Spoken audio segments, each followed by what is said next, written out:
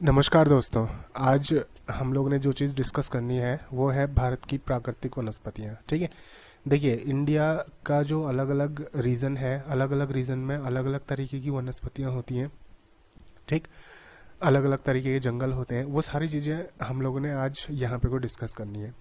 तो देखिए, स्टार्ट करते हैं इसमें। तो सबसे पहले प्राकृतिक जो वनस्पति है उसको कुछ हिस्सों में बांटा जाता है। इनको आप कोशिश करना ठीक है अच्छे से समझने की।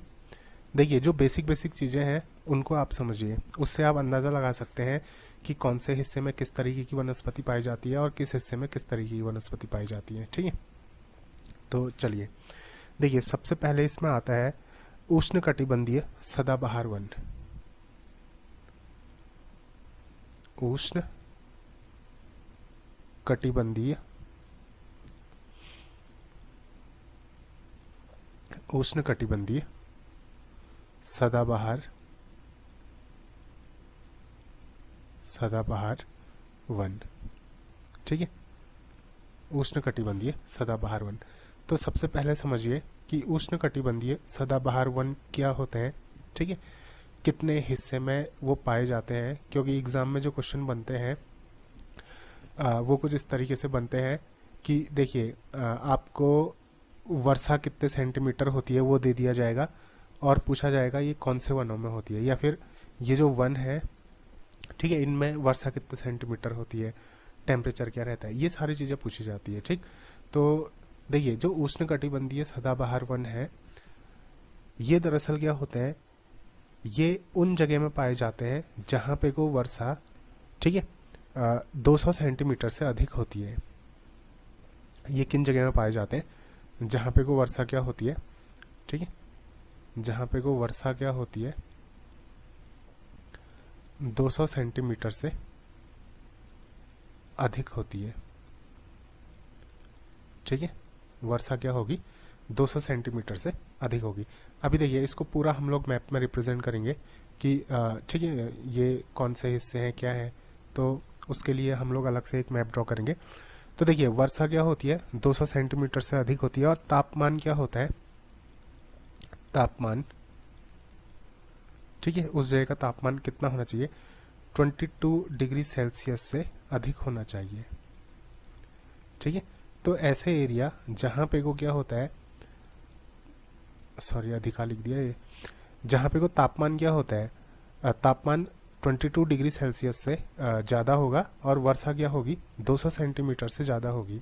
मतलब ये साल में, हाँ, एक साल में 200 सेंटीमीटर से अधिक वर्षा होनी चाहिए। तो ऐसे एरियाज में क्या पाए जाते हैं, उष्णकटिबंधीय सदाबहार वन पाए जाते हैं। देखिए, ये जो वन है, इन वनों में जैव विविधता, जैव विविधता, ठीक है, जैव विविधता ये उच्च होती है। ये क्या होती है, उच्च होती है। मीन्स कि ये क्या होता है, हाई बायोडाइवर्सिटी वाले एरिया होते हैं। क्योंकि देखिए, वर्षा क्या है, वर्षा काफ़ी ज़्यादा मात्रा में हो रही है और जो टेम्परेचर है वो भी क्या है, ज़्यादा है। तो जब वर्षा काफ़ी ज़्यादा मात्रा में होती है, टेम्परेचर ज़्यादा होता है, तो उस एरिया में क्या होता है कि खूब सारी वनस्पतियाँ उगने लग जाती हैं। तो ये जो एरियाज होते हैं जहाँ पे को क्या होता है, उष्णकटिबंधीय सदाबहार वन पाए जाते हैं। अब देखिए, सदाबहार है ना, सदाबहार मीन्स कि जिसमें साल भर हरे पत्ते रहेंगे। ठीक है। साल भर हरे पत्ते रहेंगे, फूल वगैरह लगते रहेंगे, फल वगैरह लगते रहेंगे, तो वो क्या होते हैं, सदाबहार वन होते हैं। तो क्योंकि वर्षा उसमें 200 सेंटीमीटर से ज़्यादा हो रही है और तापमान भी क्या है 22 डिग्री सेल्सियस से ज़्यादा है, और यहाँ पे को जो बायोडाइवर्सिटी होगी वो क्या होगी, बहुत ज़्यादा होगी। क्योंकि खूब सारे अगर घने जंगल होंगे तो वहाँ पे को देखिए, जो कीट पतंगे होती हैं उनकी अलग अलग वैरायटी वहाँ पे को पाई जाएगी। ठीक है। और अलग अलग टाइप के जीव जंतु वहाँ पे को पाए जाएंगे। तो इसलिए वहाँ पे को जो बायोडाइवर्सिटी होती है वो क्या होती है, काफ़ी ज़्यादा होती है। उसके बाद इसमें है, देखिए, जैसे ये जो क्षेत्र है ना, इसके जो क्षेत्र बनते हैं, ठीक है। अब एरियाज कौन कौन से एरियाज में वन पाए जाते हैं उस चीज़ को देखिए। ठीक है। क्षेत्र, बेसिकली ये जो वन पाए जाते हैं, इंडिया की अगर मैं बात करूं तो ये पाए जाते हैं, एक तो ये हो गया आप लोगों का पश्चिमी घाट, ठीक है। दूसरा, अब ये सब मैप पे रिप्रेजेंट करेंगे, ठीक है, तो उसके लिए आप लोग टेंशन मत लीजिएगा कि मैप में आप लोगों ने कैसे लोकेट करना है। फिर देखिए, अगर आप लोगों को एरिया याद है तो आप लोग अंदाज़ा लगा सकते हो कि ये किस स्टेट में पाए जाते होंगे, ठीक है। जैसे क्या हो गया, पश्चिमी घाट वाला एरिया हो गया, और ये मेघालय का पठार हो गया, ठीक है, मेघालय का पठार, ठीक, मेघालय का पठार। और ये पाए जाते हैं अंडमान निकोबार में, ठीक है, अंडमान निकोबार और लक्षद्वीप। ये 4 एरिया आप लोग याद रखना,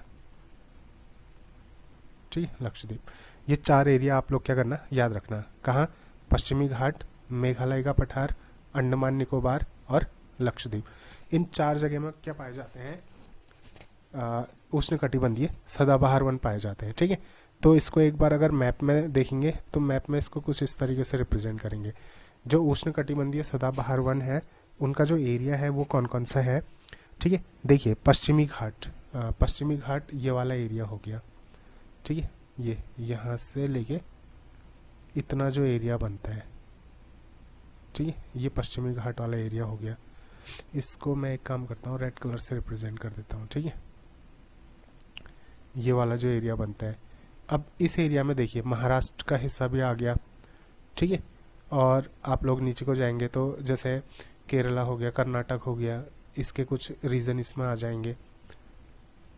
तो एक तो ये वाला हो गया, ठीक है, पश्चिमी घाट वाला एरिया। दूसरा एरिया है मेघालय का पठार, ठीक है, वो इधर से देखिए, ये जो मेघालय वाला हिस्सा है, इस हिस्से में लगभग इतना इतना ये पूरा जो रीजन बनता है ना, इस इतने पूरे रीजन में लगभग ये इतने पूरे रीजन में।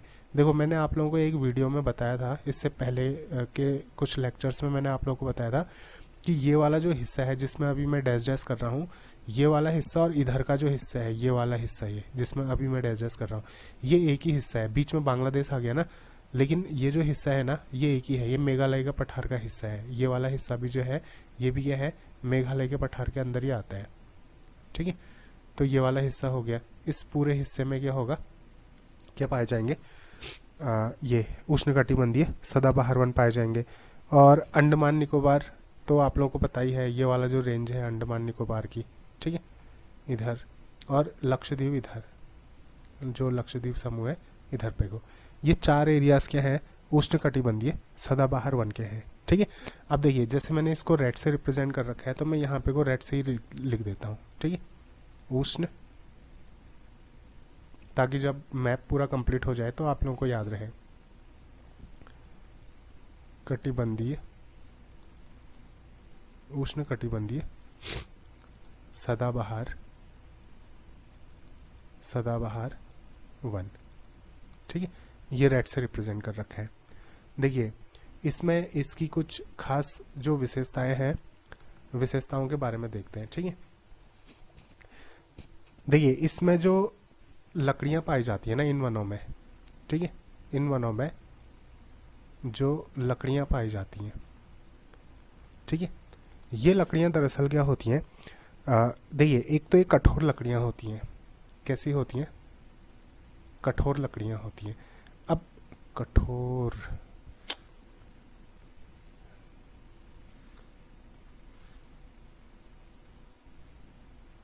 ठीक, कैसी लकड़ियां होती है, कठोर। अब लकड़ी अगर कठोर है ना, तो एक चीज याद रखना कि जो आर्थिक महत्व है वो कम हो जाता है, मीन्स इकोनॉमिकली वो बहुत ज़्यादा इंपॉर्टेंट नहीं हो पाती। अब देखिए, जैसे मान लीजिए अगर दरवाजे बनाने हैं तो कैसी लकड़ी के दरवाजे बनाएंगे, ठीक है, सॉरी, कुछ चीज़ों में तो कठोर लकड़ी यूज़ होगी, ठीक। जैसे अगर देखिए क्रिकेट का बैट बनाना है तो फिर उसके लिए तो कठोर लकड़ी यूज़ होगी।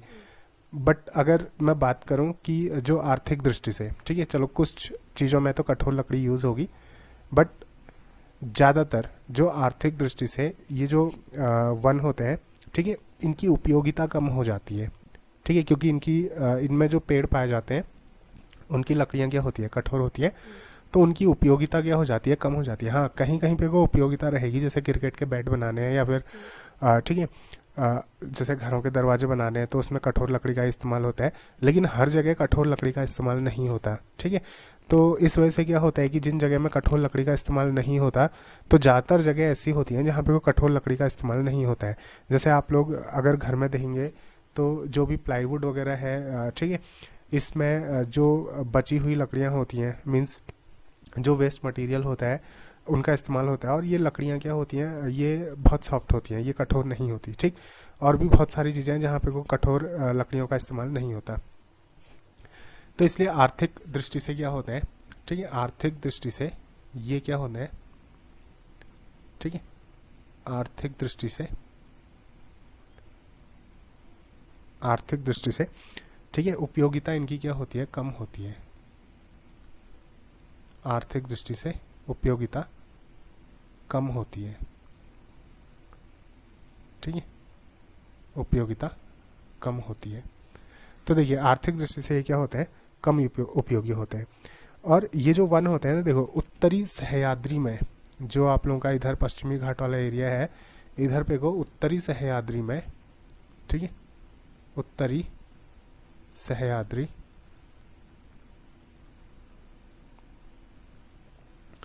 उत्तरी सह्याद्री में इन वनों को क्या बोला जाता है, सोलास बोला जाता है, सोलास। ठीक है, याद रखना ये उष्ण कटिबंधीय सदाबहार वन होते हैं। कैसे, उष्ण कटिबंधीय सदाबहार, सदाबहार वन। ठीक है, कैसे वन होते हैं, उष्ण कटिबंधीय सदाबहार वन।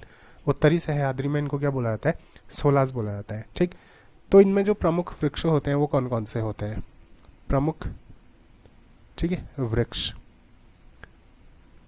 कौन कौन से होते हैं प्रमुख वृक्ष।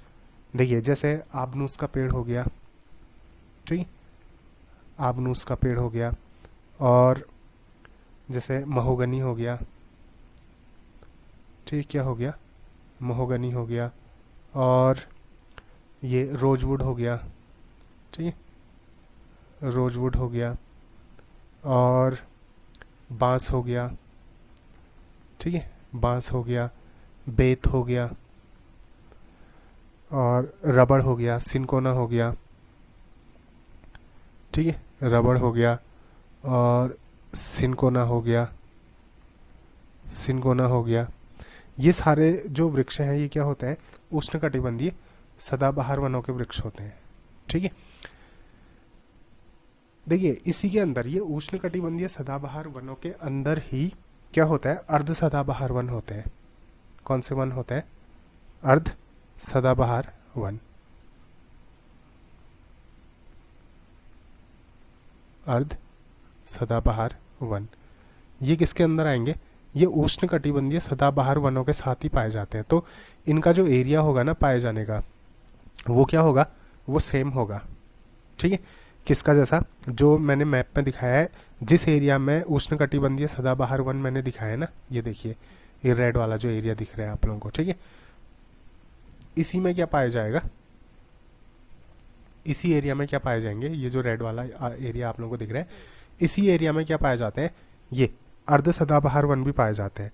बस अंतर क्या होता है, देखिए अब ये जो एरिया है ना, इतना जो पूरा एरिया है, इन पूरे एरिया में मैंने अभी बोला था कि उष्णकटिबंधीय सदाबहार वन कहाँ पाए जाते हैं, जहाँ पे वो वर्षा क्या होती है 200 सेंटीमीटर से ज़्यादा होती है। अब ऑन एन एवरेज इतने पूरे एरिया में, और इतने पूरे एरिया में जो औसत वर्षा होती है वो क्या होती है 200 सेंटीमीटर से ज़्यादा होती है। ठीक हो गया, लेकिन आप खुद ही सोचिए, कहीं कहीं पे को कुछ एरिया ऐसे भी तो होंगे जहाँ पे को वर्षा 200 सेंटीमीटर से कम होती होगी ना, तो उन एरिया में अर्ध सदाबहार वन पाए जाते हैं।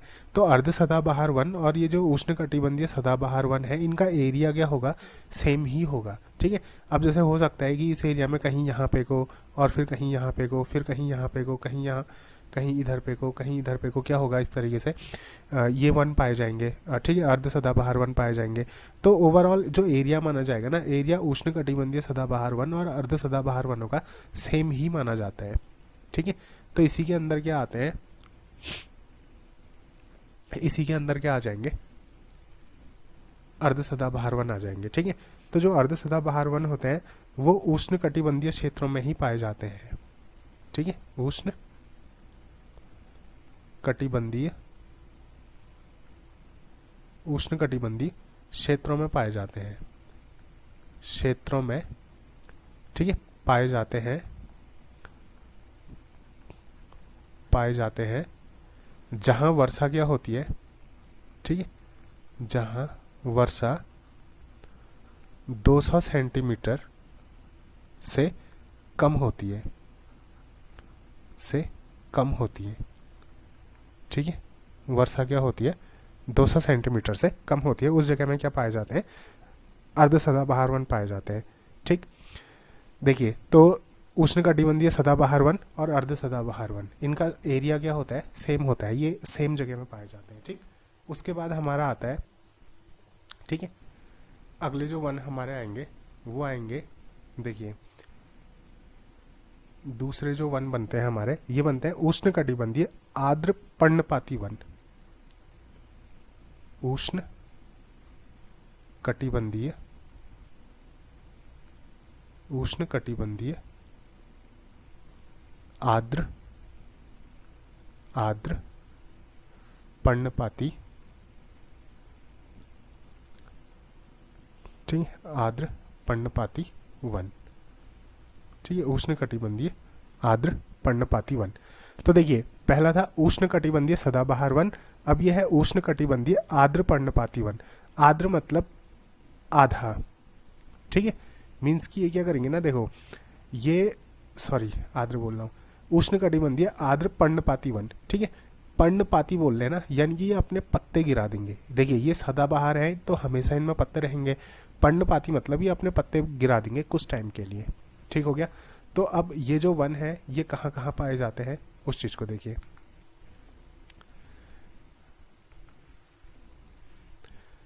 देखिए ये जो वन है, ठीक है, कौन से, उष्णकटिबंधीय,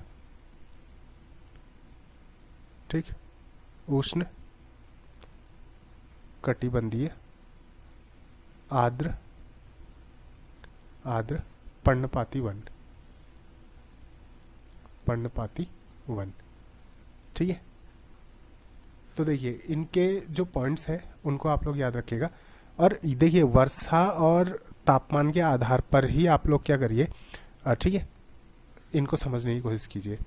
तो जो उष्णकटिबंधीय सदाबहार वन थे वो किस जगह पाए जाते थे, जहाँ पे को वर्षा क्या होती थी 200 सेंटीमीटर से ज़्यादा होती थी, और ये पाए जाते हैं जहाँ वर्षा 100 से 200 सेंटीमीटर के बीच होती है। ठीक है, ये किन जगह में पाए जाते हैं, जहाँ वर्षा 100 से 200 सेंटीमीटर के बीच होती है। ठीक है, ये चीज हो गया। और भारत में ना सबसे ज्यादा, ठीक है, भारत में, ठीक, भारत में सर्वाधिक क्षेत्रफल इन्हीं वनों का है, भारत में सर्वाधिक क्षेत्रफल। तो देखिए अगर क्वेश्चन बनता है ना कि भारत में सर्वाधिक क्षेत्रफल किस प्रकार के वनों का है, तो किस प्रकार के वनों का होगा, उष्णकटिबंधीय आर्द्र पर्णपाती वनों का। ठीक है, कितना इनका क्षेत्रफल है, सॉरी क्षेत्रफल तो पूछेगा नहीं कि कितना क्षेत्रफल है, बस इतना याद रखना कि सर्वाधिक क्षेत्रफल किसका होता है, उष्णकटिबंधीय आर्द्र पर्णपाती वनों का होता है। ठीक है, अब इसके जो क्षेत्र हैं किन किन क्षेत्रों में ये पाए जाते हैं, देखो ये पाए जाते हैं जो हिमालय है ना, ठीक है, हिमालय के तराई वाले रीजन में, ठीक है, तराई वाले क्षेत्र में, पहली चीज। दूसरा ये पाए जाते हैं यूपी में, ये पाए जाते हैं बिहार में, ठीक है, ये पाए जाते हैं मध्य प्रदेश से लेके नीचे तमिलनाडु तक। ठीक है, मध्य प्रदेश से, ठीक है, तमिलनाडु तक, मतलब ये उत्तर भारत के मैदानों से शुरू होते हैं और सीधे तमिलनाडु तक जाते हैं। ठीक, तो इधर पे को देखिए, इनका जो क्षेत्र है ना, इनका क्षेत्र ये होगा,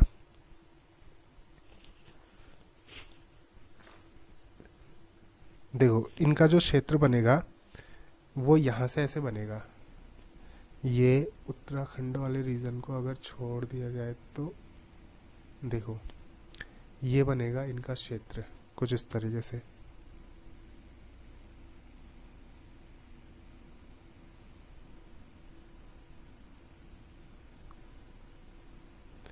बीच में एक वृष्टि छाया क्षेत्र होता है, इसको अभी बताऊंगा। इतने क्षेत्र को छोड़ के ये लगभग इतने पूरे क्षेत्र में पाए जाते हैं, ठीक है। इसको मैं इस तरीके से रिप्रेजेंट कर देता हूँ। ये इतने पूरे हिस्से में पाए जाते हैं। देखो ये ऊपर का हिस्सा तो हो गया हिमालय का तराई वाला क्षेत्र, फिर ये नीचे को यूपी बिहार आ जाएगा, फिर ये पूरा इधर पे को बीच में जो मध्य प्रदेश का एरिया हो गया उसको कवर करके पूरा नीचे तमिलनाडु तक जाएंगे, ठीक है। ये आंध्र प्रदेश वगैरह वाला जो हिस्सा है ये सारे हिस्से को कवर करते हुए ये पूरा नीचे तक जाएंगे, ठीक है। इतना पूरा हिस्सा, इतने पूरे हिस्से में क्या है, ठीक है। ये आर्द्र पर्णपाती सदाबहार वन, सॉरी आर्द्र पर्णपाती उष्णकटिबंधीय आर्द्र पर्णपाती वनों का एरिया बनता है। इस पूरे हिस्से में क्या होते हैं, देखो तो भारत में सबसे ज़्यादा जो क्षेत्रफल कवर किया है, ठीक है, वो किसने कवर किया है, उष्णकटिबंधीय पर्णपाती वनों ने कवर किया है, ठीक। तो देखो ये जो वृष्टि छाया क्षेत्र है ना, इसको छोड़ के वृष्टि, ये इतना जो क्षेत्र आप लोगों को दिख रहा है ना, रुको मैं दिखाता हूँ। हाँ ये देखो ये वाला जो क्षेत्र है ये है वृष्टि छाया क्षेत्र। इसको छोड़ के ये पूरे इतने रीजन में क्या होते हैं, ये वाले वन फैले हैं। और इतने रीजन में जो वर्षा होती है वो 100 से 200 सेंटीमीटर के बीच होती है, ठीक है। इस चीज को भी आप लोग याद रखना।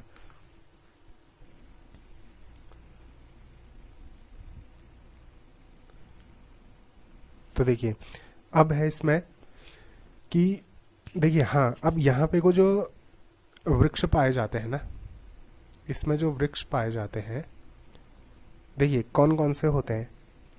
जैसे ये हो गए सागवान, सागवान का वृक्ष हो गया, ठीक है। दूसरा हो गया शीशम, ठीक। और हो गया क्या, ये हो गया चंदन, ठीक है। चंदन होता है ना, चंदन की लकड़ी। जैसे आम हो गया, आंवला हो गया, ठीक है, आंवला हो गया। और सहतूत हो गया, सहतूत हो गया, ठीक है। तो इस टाइप के जो वृक्ष हैं ये कहाँ पाए जाते हैं, उष्णकटिबंधीय आर्द्र पर्णपाती वनों में पाए जाते हैं, ठीक है। तो देखिए अब पेड़ों के नाम सुन के ही आप लोगों को पता चल गया होगा कि आर्थिक दृष्टि से क्या होते हैं, मूल्यवान होते हैं, ठीक है। आर्थिक दृष्टि से क्या होते हैं, आर्थिक दृष्टि से मूल्यवान होते हैं, ठीक है। मीन्स इकोनॉमिक वैल्यू होती है। क्यों, चंदन की लकड़ी देख लो, चंदन की लकड़ी खुद अपने आप में क्या होती है, महंगी होती है। जो भी हवन वगैरह किया जाता है वहाँ पे को चंदन की लकड़ी का यूज़ होता है, आम की लकड़ी का यूज़ होता है, ठीक है। आम की लकड़ी को शुद्ध माना जाता है, इसलिए आम की लकड़ी का यूज़ क्या होता है, जो भी यज्ञ वगैरह किए जाते हैं, हवन वगैरह किए जाते हैं, उनमें यूज़ होता है, ठीक है। शीशम की लकड़ी अपने आप में क्या होती है, कीमती होती है। तो ये कुछ वृक्ष ऐसे होते हैं जो आर्थिक दृष्टि से क्या होते हैं, काफ़ी ज़्यादा मूल्यवान होते हैं, ठीक है। तो ये दो चीज़ हो गई। तीसरा इसमें आता है, ठीक है, तीसरे जो वन आएंगे,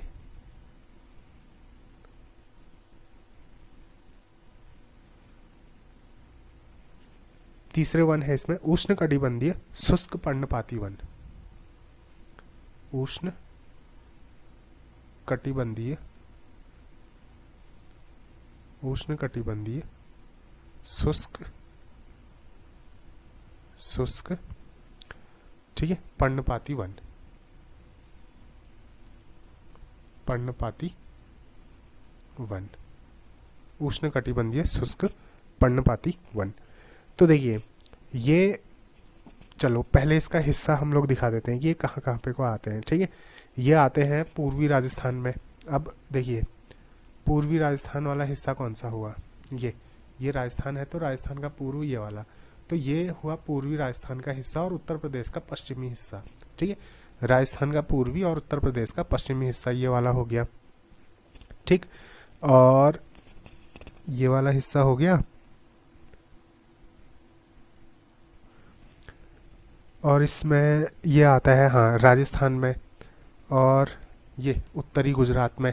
ठीक, मीन्स कि राजस्थान का ये जो इधर को पूर्व पूर्व वाला हिस्सा है, और यूपी का वेस्ट वाला जो हिस्सा है, पश्चिम वाला जो हिस्सा है, और गुजरात का उत्तर वाला यानी कि ऊपर की तरफ वाला जो हिस्सा है, इस हिस्से को कवर करता है कौन सा, ये उष्णकटिबंधीय शुष्क पर्णपाती वन। ठीक, अब उसके बाद देखिए, हाँ गुजरात, हाँ उत्तरी गुजरात हो गया, उत्तर प्रदेश हो गया, दक्षिण पश्चिमी उत्तर प्रदेश हो गया, पूर्वी राजस्थान हो गया।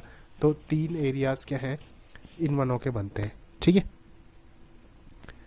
तो इसको, अच्छा चलिए एक बार इसको रिप्रेजेंट कर लेते हैं।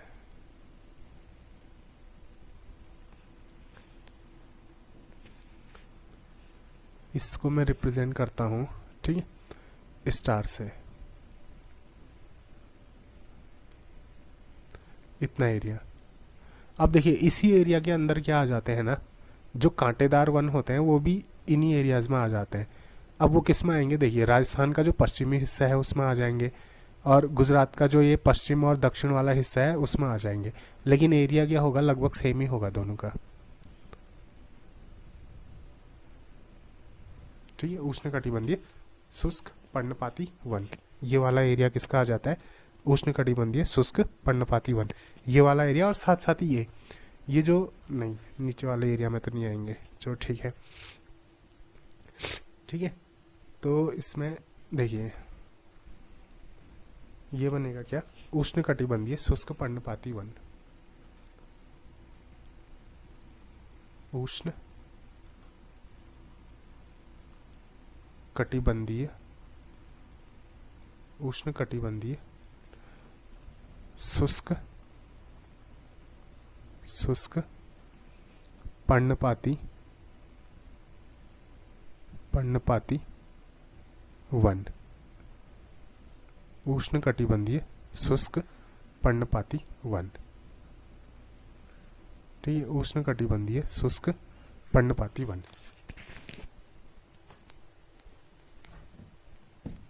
सॉरी, तो ये कौन कौन से हिस्से में आ जाएंगे, देखिए सबसे पहले तो ये उन रीजन को कवर करते हैं जहाँ पे को वर्षा जो होती है वो कितनी होती है, 70 से 100 सेंटीमीटर के बीच में।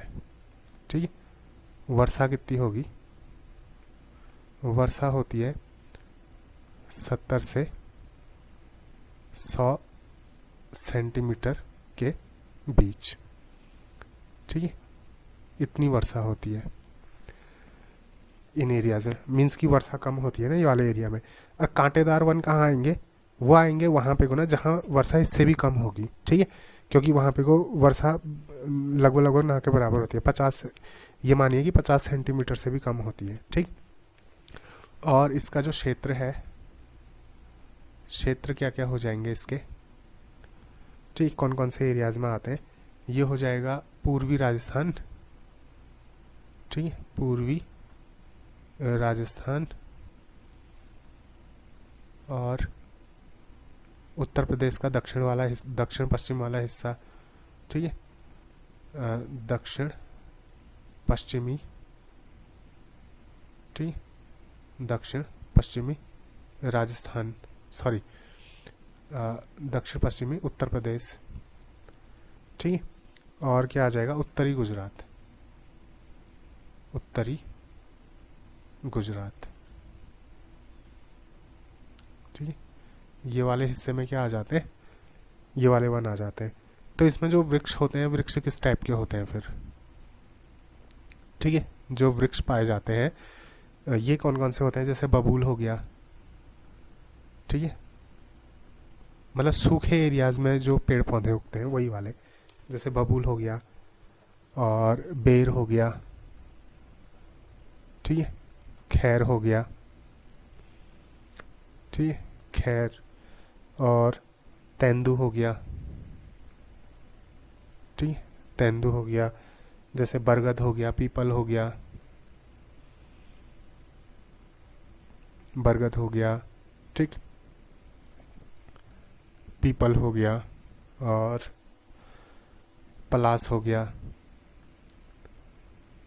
ठीक है, ये सारे वृक्ष किस में पाए जाते हैं, उष्णकटिबंधीय शुष्क पर्णपाती वनों में पाए जाते हैं।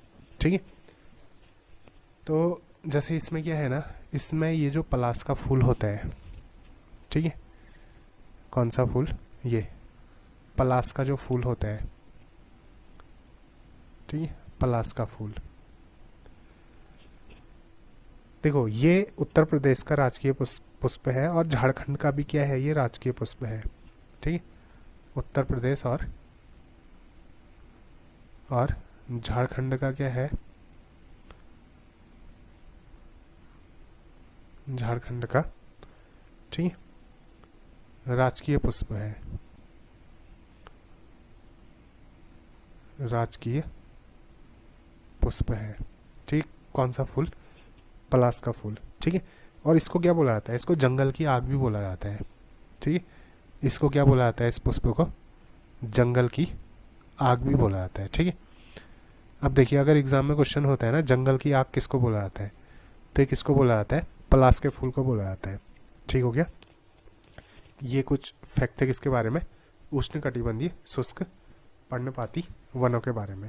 ठीक, और देखिए उसी के बाद क्या है, इसी के अंदर उष्णकटिबंधीय शुष्क पर्णपाती वनों के अंदर ही क्या आ जाता है, ये आ जाता है मरुस्थलीय वनस्पति। ठीक है, मरुस्थलीय वनस्पति, मरुस्थलीय वनस्पति। ठीक है, मरुस्थलीय वनस्पति। तो ये जो मरुस्थलीय वनस्पति है ना, इसमें देखिए ये कहाँ पे को पाए जाएंगे, जहाँ वर्षा 70 सेंटीमीटर से भी क्या होगी, कम होगी। ठीक है, वर्षा 70 सेंटीमीटर से क्या होगी, सेंटीमीटर से कम होगी, उन जगह में पाए जाते हैं। ठीक है, तो अब इनमें क्या होगा, फिर इनमें कोई ऐसे बहुत बड़े बड़े पेड़ नहीं होंगे। इसमें क्या होगा, जैसे कटीली झाड़ियाँ होंगी, ठीक है, कांटेदार वन होंगे, कटीले वन इनको बोला जाएगा।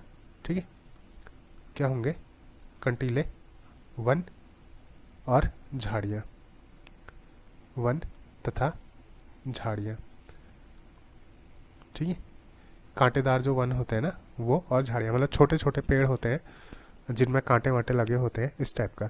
तो इसका जो क्षेत्र होगा, क्षेत्र कौन कौन सा होगा इनका, मैंने बोला था ना, ये उष्णकटिबंधीय शुष्क पर्णपाती जो वन होते हैं उन्हीं एरियाज में ये भी आते हैं, उन्हीं के आसपास के एरियाज में आते हैं। ठीक, तो इसके क्षेत्र हो गए, जैसे पंजाब में पाए जाते हैं इस टाइप के वन।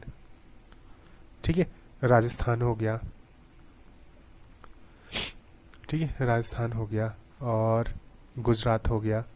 देखिए ये वही वाला रीजन है ना जहाँ पे को क्या पाए जाते हैं, ये उष्णकटिबंधीय शुष्क पर्णपाती वन पाए जाते हैं। ठीक है, गुजरात हो गया। और देखिए ये पश्चिमी घाट और पूर्वी घाट के वृष्टि छाया क्षेत्र में भी पाए जाते हैं। ठीक है, पश्चिमी घाट और पूर्वी घाट के, ठीक है, कौन से क्षेत्र में, वृष्टि छाया क्षेत्र में। ठीक, कहाँ पे को पाए जाते हैं, पश्चिमी और पूर्वी घाट के वृष्टि छाया क्षेत्र में पाए जाते हैं।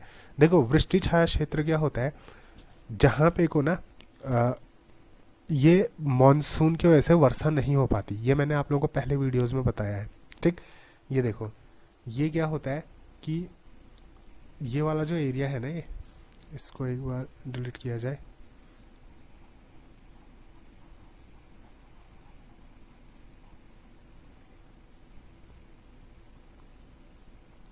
देखो ये जो पश्चिमी घाट वाला एरिया है ना, इस एरिया में क्या है, बड़े बड़े पर्वत हैं, इस तरीके से ये बड़े बड़े पर्वत होंगे। ठीक है, पहाड़ होंगे।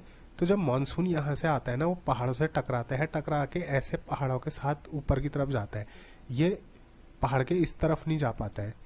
तो ये इस तरफ, ये जो हवाएं हैं इस तरफ नहीं पहुँच पाती हैं, तो इस तरफ बारिश भी नहीं होती है। बरसात जो होती है वो इस तरफ होती है। ये मीन्स की जैसे ये पहाड़ है, ठीक है, तो यहाँ से हवा आई, हवा ऐसे चले जाएगी उधर को। ठीक है, वो इस वाले रीजन में नहीं पहुँच पाएगी। तो पहाड़ के ये वाले रीजन पे, ठीक है, ये वाले रीजन पे तो क्या होगी, बरसात होगी, लेकिन ये वाले रीजन पे बरसात नहीं होगी। तो इसको बोला जाएगा वृष्टि छाया क्षेत्र। तो ये कहाँ कहाँ पाए जाते हैं ये वन? ये देखिए, ये है वृष्टि छाया क्षेत्र। एक तो ये वाला कोना हो गया, ये इधर वाला एरिया हो गया, और दूसरा ये इधर भी क्या पाए जाएंगे, ये कौन से, मरुस्थलीय वनस्पति पाई जाएगी। ये वृष्टि छाया क्षेत्र आता है ना इतने में। तो इसलिए मैंने बोला था कि ये वाला रीजन और ये वाला रीजन क्या होगा, ये जो दो रीजन है ना, कौन कौन से, ये वाला रीजन और ये वाला रीजन, ये लगभग लगभग सेम होंगे, ठीक है। क्योंकि ये इसमें एक तो क्या आएगा, एक तो ये आ जाएगा उष्णकटिबंधीय शुष्क पर्णपाती वन का रीजन आ जाएगा, और साथ साथ ही मरुस्थलीय वनस्पति का रीजन भी आ जाएगा, ठीक है। ये हो गया। उसके बाद अगला जो है,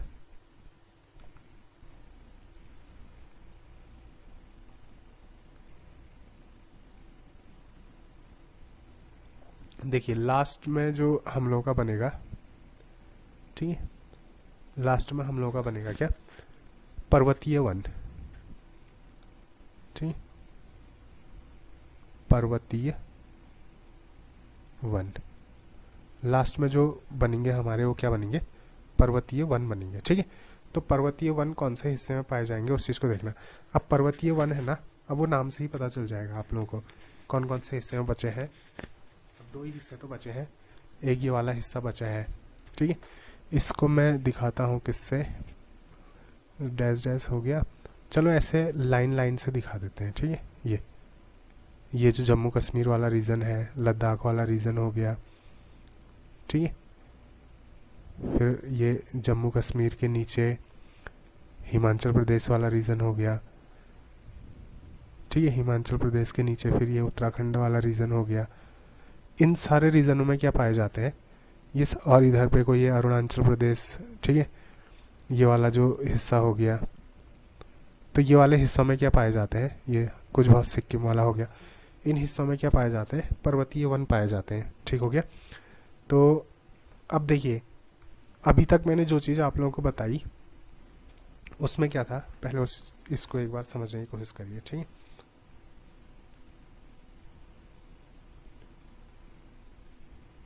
देखिए पर्वतीय वन हो गया, ठीक है, पर्वतीय वन।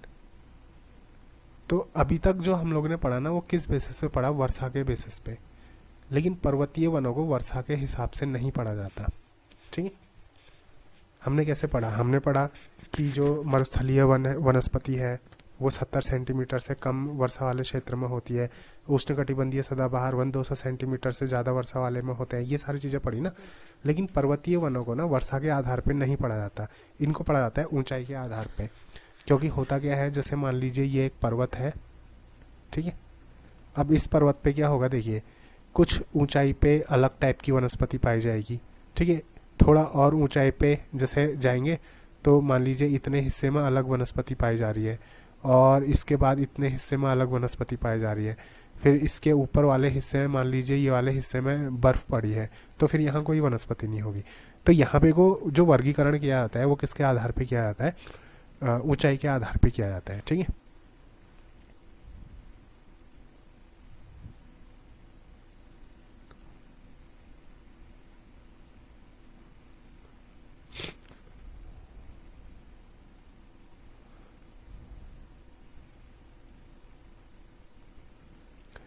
तो देखिए ये जो वन होते हैं ना, ये वर्षा का अनुसरण नहीं करते बल्कि ढाल का अनुसरण करते हैं, ठीक है। वर्षा का अनुसरण नहीं करते, वर्षा का अनुसरण नहीं करते बल्कि किसका अनुसरण करते हैं, बल्कि ढाल का अनुसरण करते हैं, ठीक है। ढाल का अनुसरण करते हैं, अनुसरण करते हैं, ठीक है। इनको हम वर्षा के आधार पे नहीं पढ़ते, इनको किसके आधार पे पढ़ते हैं, ढाल के आधार पे पढ़ते हैं, ठीक हो गया। तो देखिए ऊंचाई के साथ साथ क्या होता है कि जो वनस्पतियां होती है ना, उनका स्वरूप क्या होता है, बदलता जाता है। तो जैसे कितनी ऊंचाई पे किस टाइप की वनस्पति पाई जाती है वो मैं यहाँ पे को लिख देता हूँ। देखो 1500 मीटर तक की जो ऊंचाई होती है, ठीक है। 1500 मीटर तक की जो ऊंचाई होती है, इतनी ऊंचाई में पाई जाती है पर्णपाती और उष्णकटिबंधीय दोनों। ठीक है, पर्णपाती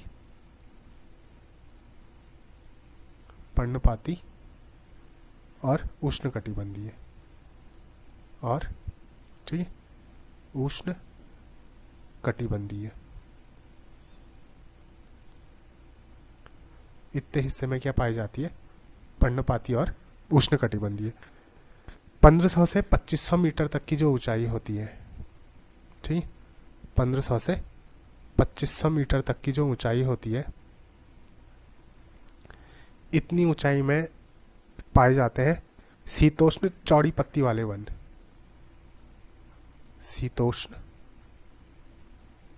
चौड़ी पत्ती वाले वन, ठीक है, चौड़ी पत्ती वाले वन।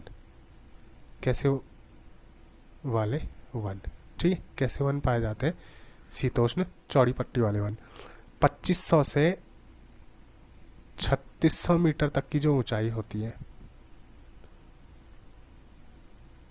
इसमें क्या पाए जाते हैं? इसमें पाए जाते हैं कोणधारी सदाबहार वन। कोणधारी सदाबहार वन। ठीक है, जैसे आप लोगों ने देखा होगा ना, मूवीज़ वगैरह में देखा होगा कि अगर जैसे कहीं उत्तराखंड का रीजन दिखाया जाता है या फिर हिमाचल प्रदेश जम्मू कश्मीर का रीजन दिखाया जाता है, तो वहाँ पे को कुछ इस टाइप के वन होते हैं। जैसे पेड़ है, ठीक है, बड़ा सा एक पेड़ होगा, तो इसमें क्या होगा ना, इस तरीके से ये एक कोन टाइप का बन रहा होगा। इस टाइप के जो पेड़ होते हैं, ये ऐसे कोन टाइप के जो बन रहे होते हैं, इस टाइप के जो पेड़ होते हैं, कोणधारी हुए। ठीक, और उसके बाद 3600 से 4800 मीटर तक की जो ऊंचाई में पाए जाते हैं, ठीक है, ये पाए जाते हैं अल्पाइन वनस्पति। ये क्या पाई जाती है? अल्पाइन वनस्पति पाई जाती है।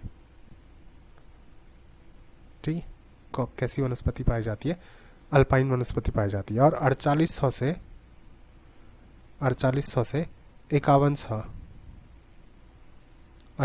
से 5100 मीटर तक पाए जाते हैं टुंड्रा। देखिए, टुंड्रा मतलब कि अब ये क्या होगा ना, टुंड्रा वनस्पति, अब जैसे पहाड़ है कोई, ठीक है, इस पहाड़ में ज़्यादा ऊंचाई पे क्या होगा, फिर बर्फ़ वगैरह गिरनी स्टार्ट हो जाती है। जैसे मान लीजिए इतने हिस्से में बर्फ़ गिरी है, तो फिर यहाँ पे कोई वनस्पति नहीं होगी। बस इसका जो बेस है ना, ये नीचे पे को, यहाँ पे को जो वनस्पति होगी, वो कैसी वनस्पति होगी? टुंड्रा। बोलने का मतलब ना, पेड़ पौधे की जो हाइट वगैरह है वो बढ़ना रुक जाती है, वो बहुत छोटे छोटे होते हैं, तो इसलिए उनको क्या बोला जाता है? टुंड्रा बोला जाता है। ठीक हो गया, क्योंकि ऊपर को वो नहीं हो पाता है ना, कि जो टेम्परेचर वगैरह है वो बहुत ज़्यादा कम हो जाता है, तो पेड़ पौधों को पनपने के लिए, ठीक है, वो आवश्यक जो कंडीशंस होती हैं वो नहीं मिल पाती हैं, तो इसलिए क्या होता है, वहाँ पे वो वनस्पति बहुत छोटी छोटी होती है। मतलब खाली छोटे छोटे, मतलब क्या होंगे कि जैसे छोटे छोटे से पेड़ होंगे। पेड़ मतलब ऐसे नहीं कि जैसे एक कोई बड़ा सा पेड़ होगा, खाली पौधा टाइप का पेड़ होगा, या फिर मतलब बहुत छोटे छोटे, और कहीं पे को क्या होगा कि किसी में पत्तियां नहीं होंगी, इस टाइप के। ठीक, तो इसको क्या बोलते हैं? टुंड्रा वनस्पति बोलते हैं। ठीक हो गया, तो ये था आज का हम लोग का वीडियो, और उम्मीद करता हूँ कि ये वीडियो आप लोगों के समझ में आया होगा। अगर इससे रिलेटेड कोई भी चीज़ पूछनी होती है तो आप लोग मुझको कांटेक्ट कर सकते हैं। ठीक है, इंस्टा पे आप लोग मुझसे संपर्क कर सकते हैं। तो उम्मीद करता हूँ कि ये चीज़ आपकी समझ में आई होगी। मिलते हैं अगले वीडियो में, तब तक के लिए धन्यवाद, नमस्कार।